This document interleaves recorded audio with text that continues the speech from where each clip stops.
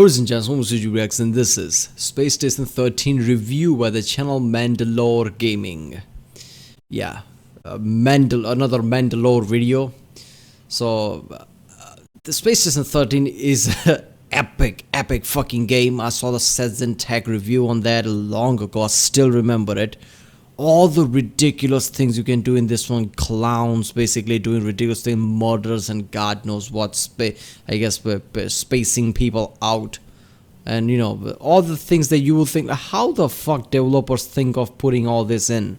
Like, did they actually went through the scenarios, like what if somebody does this, do this, then this should be the feature of the game? Did they really thought of that? Or they just created the best type of mechanics they can, and it just, I guess every time you do something, there is always something for that. I don't know how to think of that. But this Space Station 13, Dwarf Fortress, games like this are incredible. But yeah, this is by the MandaloreGaming. I guess Mandalore is like people say alter ego of Seth or whatever, right? It's just different from Seth, but kind of reviews are kind of similar way, not similar way, similar goal. I guess their outcomes are similar, but obviously approach is different. But yeah. Space Station 13 is like Mafia for turbo nerds, and it rules. A game where you can truly do just about anything. Yeah, seriously, just about anything. Anything you can fucking think of.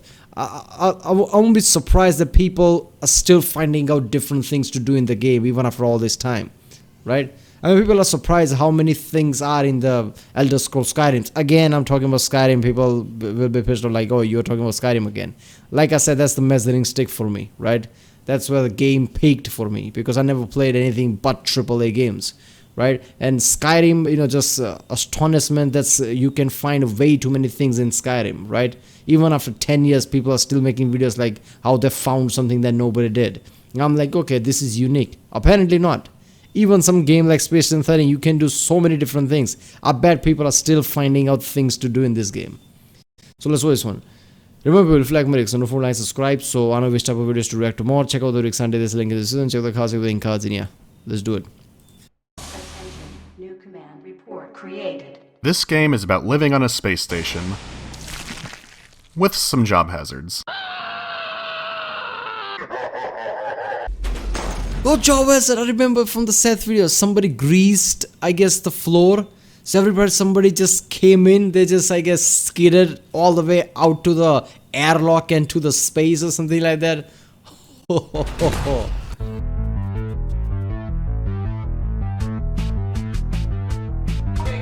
Space Station 13 is officially described as being a top-down, role-playing multiplayer game, but that really feels way too simple for it. Especially when you consider all the features it has compared to other space games that have come out recently. Though technically this game has conversions that move it more away from just being a space station, but we'll talk about that later. Oh god. It's worth noting that this game has been around for over 13 years now, and is pretty unrecognizable from its earlier version. So it's been around long before the whole retro pixel graphics thing that ended so much. But honestly, I don't know if the game could work without really simple graphics. I don't think we need to see heart surgery. There are a ton of jobs in Space Station 13, and some are unique to their server. So if you can inject someone with a furry virus and lock them in a prison, how come every big Let's Player isn't playing this game all the time? Well, before I can talk about how much I love it... Because it's fucking complex, and playing on basically a Let's Play or stream, right? People don't want to look stupid. So you might come across something and play it a bit more simplistic, and people will be like, aren't you thick? Right? Why didn't you do this and do that? Because hardcore gamer would basically, shit talk any streamer. I don't know. Streamers tries to play a game as simple as they can or whatever. But yeah, in Space Station 13 there are jobs, right? This is such a good concept. I have to talk about the big hurdles it has. If the visuals weren't retro enough for you, don't worry. Installing the game will bring you right back a decade or two. The game was built for a really shit client. A beyond shit client. It's called Beyond, or maybe Beyond. I don't think it matters, but either way you need this to play the game. So while that's downloading, you make an account. By the way, make sure you're 13. So this is the client. You can browse Space Station 13 servers from here, or directly connect to one through an IP. You can also browse games on the website, but either way you're gonna have to launch it through the client. So the game is free, you just have to install this thing that looks like it should be giving you malware every second. Okay. When you do see the server you want, the game will start downloading data, and then it'll play an advertisement for you. 23 MB. Meet the ordinary heroes. They don't have statues erected in the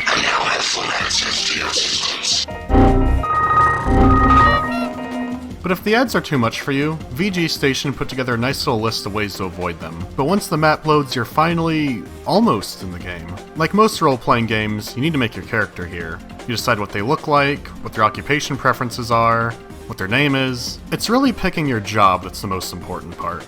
If you're brand new to the game, or even some stations, it's good to pick Assistant. You get to explore around since no one really expects anything of you. Any of the other grade jobs are a good choice after you've done some Assistant work. You're less likely to be screamed at for not doing good at these jobs. But I guess that really depends on your server spectrum. So if we look at another server, hey wait! This character creator's a little different. There's different jobs here too. So what's happening? I know I haven't even started on the gameplay yet, but we're gonna need to talk about some history to help you understand what's going on here. I don't want to bore you, so I won't go too into detail. Okay, so Space Station 13 was started in 2003 by a guy named him. It had atmospheric simulations and held about less than 10 players, but it rolled out more features over the years. There were very few people, including the creator, who actually had the source files. But then in 2006, the code was literally stolen by someone with a flash drive. He then hosted his own server, but only shared the compiled code. But then someone had a reverse engineering tool for Beyond, so they could crack that. So they had an almost the source code version, which they then decided to make open. Then something awful noticed the game. The goons hammered out their own story of the setting, which most people accept today. Some smaller communities worked on their own version of the game, but Goons Station had a closed source version. Their code was by far more advanced, and in 2010 they made a public release of it, but they would lock up all future versions. So then Traditional Games and Bay 12 Games made their own systems based off of the Goon code. A few other communities like Yog Station and Face Punch came in, and they made their own versions too. So everyone did their own thing until Goon code was stolen and leaked this year. There were a mix of reactions about this. Some people wanted to use the code for themselves, others said it shouldn't be touched because it was stolen.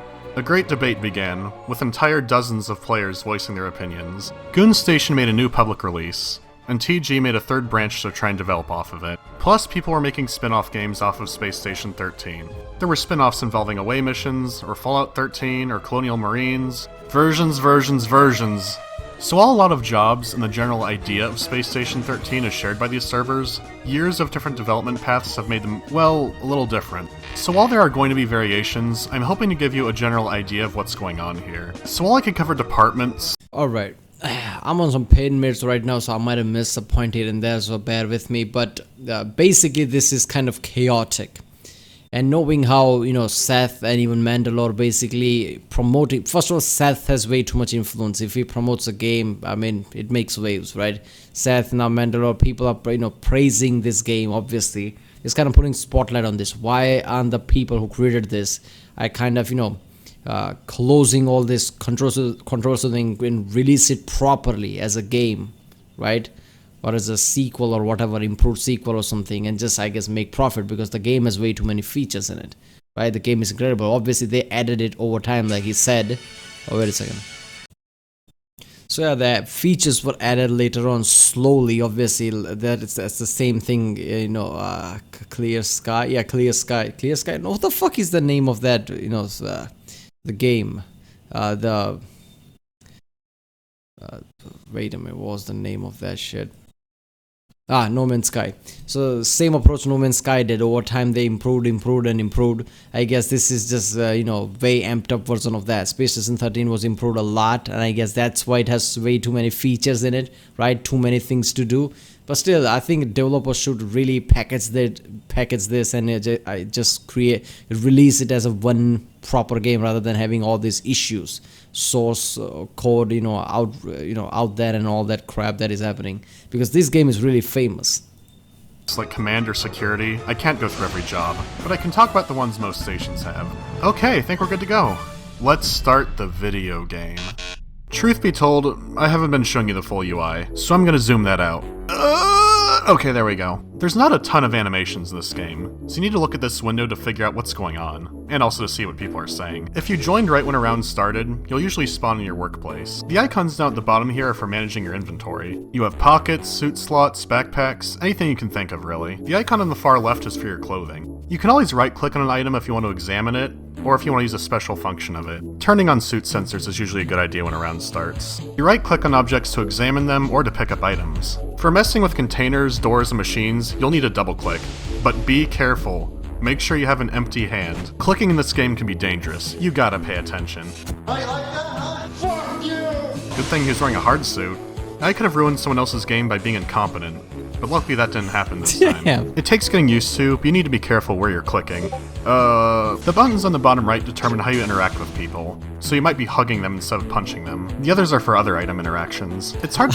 I like how you have to be fucking careful. See, the older games were, especially the PC games, were kind of like, okay, you need to be, I guess, expert at some level to play certain things, right? I mean, it wasn't, your average gamer-friendly thing. Nowadays, if you play any game, they literally hold your hand lots of times, right? You can't make mistakes. Older games, you can make pretty critical mistakes if you're not paying attention.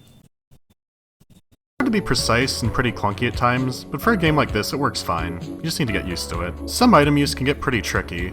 I'd say one of the first true tests of your mastery of the system is being able to light a cigarette without lighting your head on fire. You'll feel pretty satisfied with the results. You use the arrow keys to move around, and you might have some special actions up in that object tab. Alright, so how's this game played? The short answer is, do your job. I'll show you an example round. In this round I'm playing Officer Wilson, and while he may not know the station, he knows the streets. Space security means arresting wrongdoers, not murdering them. At least until things get really bad and the captain orders you to shoot on sight. But this time the clown has been slipping me and other officers all around, and someone has reported him breaking into research and development. But he keeps giving us the slip. Seriously, what's with the fucking clown? Right in the set we remember a clown did some shit, so a clown was banned or something. He's brought in to be interrogated by the head of security and some other officers when he finally gets arrested. The captain got a report there could be a traitor on the station, and apparently he's #1 suspect. This is pretty routine. Being the clown means annoying as many people as you can and tripping them on banana peels. Oh, it's a job! But then a report comes in that someone suspicious has been prowling around the station, disabling security devices. So me and a cyborg patrol the east side. But wait, who's this man in the chapel? I see. Probable cause. And he's running for it. I've got my space taser. Time for space law. I love that. This time the captain showed up to the interrogation. But thanks to a weaselly space lawyer, we have to settle it in space court now. The audience gets popcorn and security's pretty tight. This is because space court is like Christmas for space Unabombers. But then court takes a recess due to the outbreak of a deadly disease. I catch it trying to keep order in medical.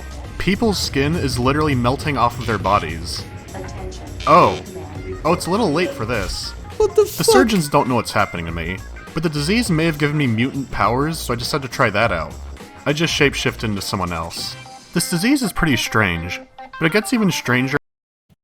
The pain is excruciating. You feel a sharp pain in your chest. Your whole body is going numb. Putting on clamps, bleed as in. Oh my god. The script goes into details with everything, the dialogues, what is happening. Just reading this would give you, strong emotions. What the actual fuck, Patrice? When I decide to burst into flames and melt all of my flesh off, killing me instantly. So now I'm a ghost, and watching the station descend into pure chaos. But then a geneticist takes my body, regenerates my nerve tissue, and brings me back from the dead as a living skeleton. So now I'm Officer Wilson the undead cop, and I don't need to eat or drink anymore. But this station needs to be cleaned up of crime, and I say ack a lot now, because I'm a skeleton.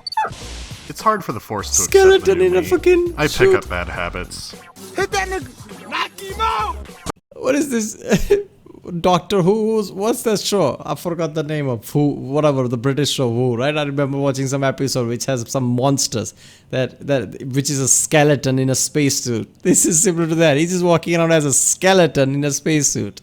But then the station passes through a radiation belt, which kills or maims enough of the survivors to justify the shuttle being called. The shuttle takes off, the survivors escape, and that's one round of Space Station 13 completed.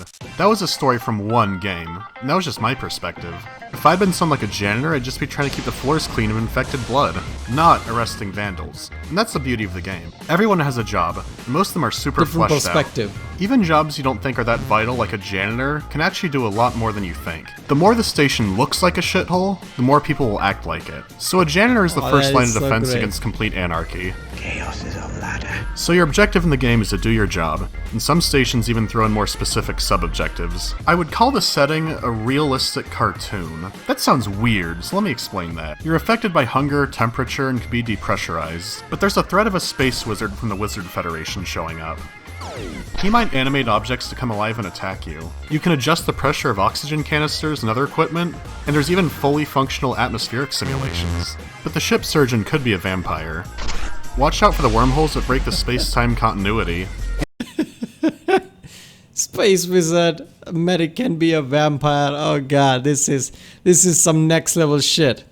What is surprising me is that obviously Mandalore said that how when the game came out it was very, it was kind of simple compared to what we have right now. Over time features were added in. So I guess people just went like, oh, this is getting boring, let's add something. They just thought of fun things and just added to it, and now we have this masterpiece of a game. And the best thing about this game is you play as your role, right?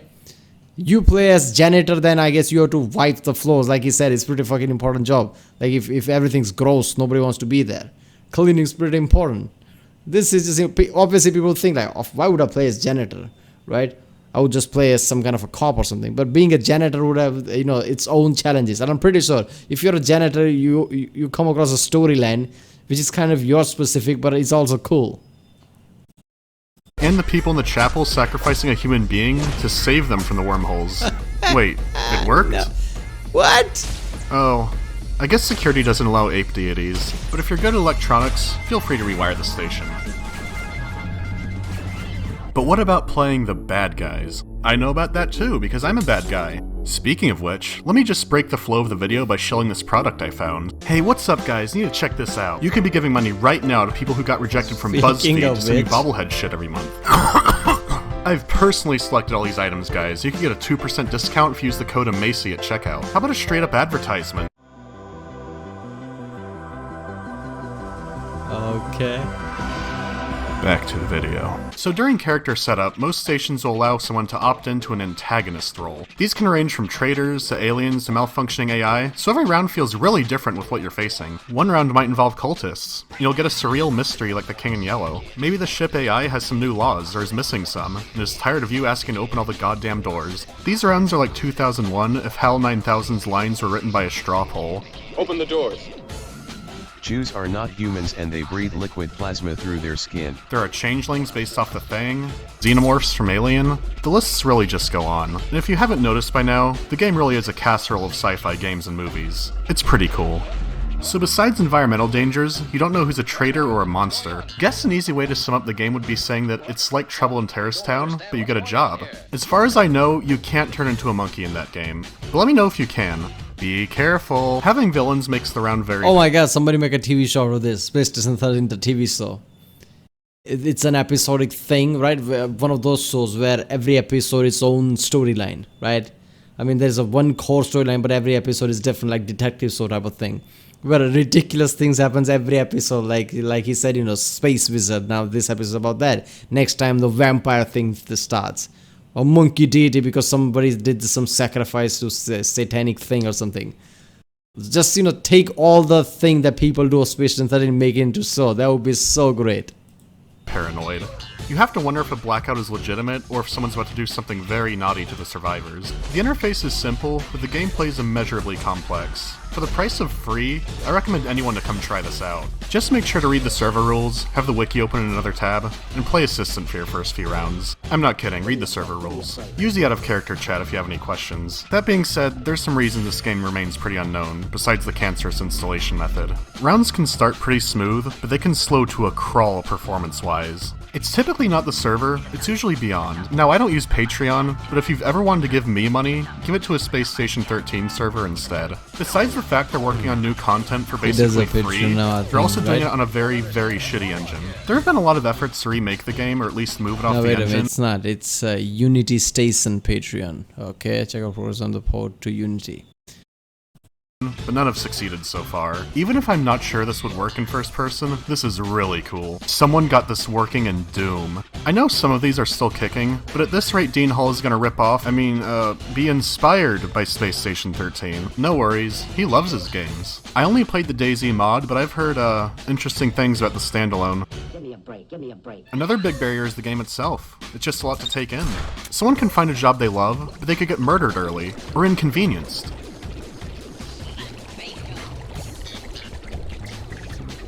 Some people can't cope with this. Since we were talking about perspectives, I decided to bring in this expert player. He's played a lot longer than I have. As an expert, he's going to present a gameplay option that isn't listed, but one he's mastered, so let's get on to that. Saft miner. Okay. Today we will be playing a very stimulating role, requires a lot of thought put into it, and it is extremely helpful to the station and probably the most vital role to the station. Alright, once the game starts up, we'll do our prep work. This here is the GPS locator. It is very important, so rename it to something that makes it easy to identify you. Now that we're on the asteroid, our road to the Elite Four will begin, but we'll need to get our EVA suit and an oxygen tank, and then we'll be ready to mine.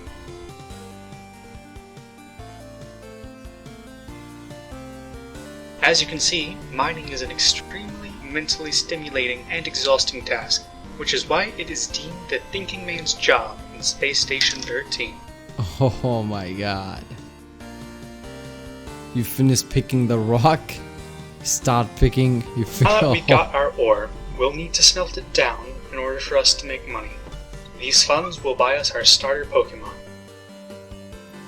Once smelted, You know, there are people who play Skyrim. Again, I'm talking about Skyrim. You know those people who play Skyrim, I was among them, who basically cut wood at the start of the game, just as that chill thing, right? The people who like ASMR just because, you know, they think it's calming, so they just hear some noises. So certain people just, as a chilling thing, right, they just want to chill, so they just cut wood, hear the Skyrim music and ambience and just chill.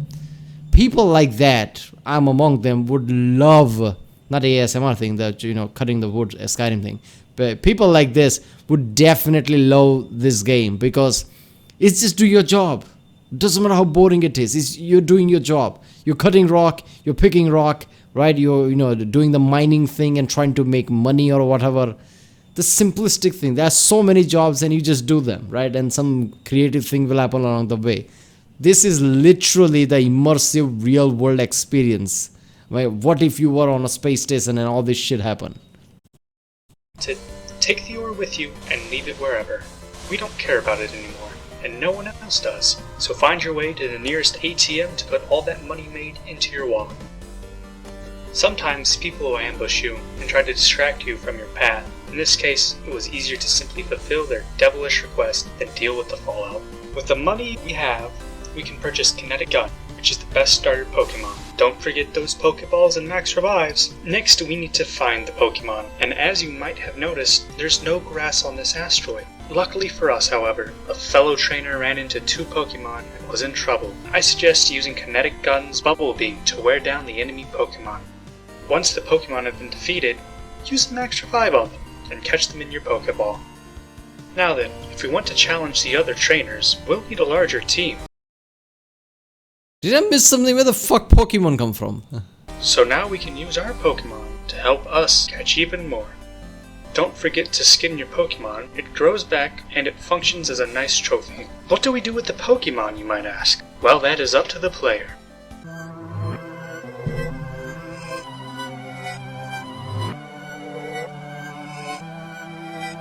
And that is how you become the Pokemon Master. Okay, let's talk spin-offs. If you like the mechanics but want a different setting, there's some What the options. fuck was that? I didn't record a whole lot of this station because...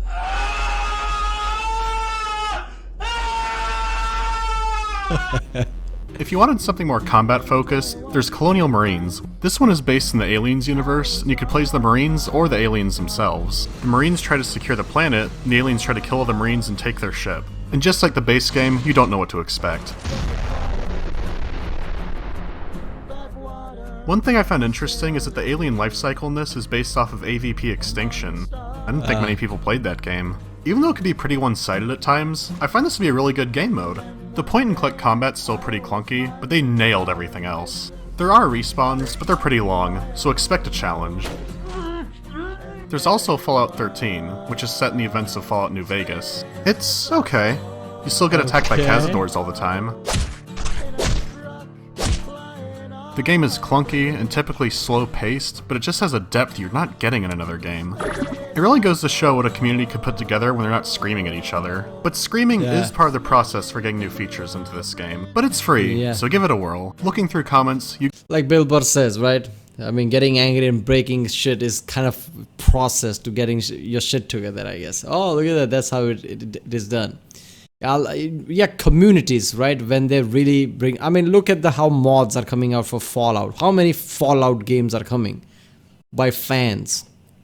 This is a New Mexico thing, then there was Fallout Miami or something.